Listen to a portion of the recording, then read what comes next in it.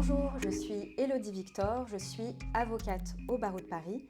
Je travaille en droit des étrangers et droit d'asile. Dans cette vidéo, je vais vous parler du certificat médical dans le cadre de votre demande d'asile. Si vous êtes demandeur d'asile ou demandeuse d'asile, vous aurez certainement besoin de donner des preuves à l'OFPRA ou à la CNDA, des documents en lien avec votre demande de protection internationale. Ces éléments sont importants pour appuyer votre récit d'asile, en particulier vos blessures et vos séquelles dues à des persécutions ou à des atteintes graves que vous avez subies dans votre pays d'origine.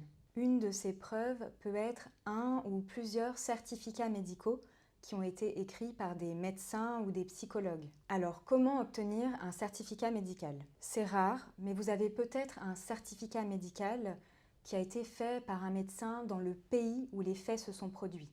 Il vous sera utile. Dans tous les cas, il faut aussi obtenir un certificat médical en France. Le but de ce certificat est de décrire précisément vos blessures, vos séquelles, et surtout de dire qu'elles sont compatibles, en lien avec votre récit de mauvais traitement. Pour cela, il faudra que vous racontiez votre récit de mauvais traitement au médecin ou au psychologue. Parce qu'une blessure par balle ne fait pas la même cicatrice qu'une blessure au couteau ou des brûlures, par exemple. Et une cicatrice n'a pas le même aspect si la blessure a été faite il y a 3 mois ou il y a 3 ans. Si vous devez faire un certificat médical pour des blessures psychologiques, c'est mieux d'y aller plusieurs fois, car le psychologue ne vous donnera pas de certificat médical si vous y allez une fois. C'est ce document qui vous permettra ensuite de prouver vos séquelles psychologiques. Si vous êtes représenté par un avocat, vous devez donner ce ou ces certificats médicaux à votre avocat,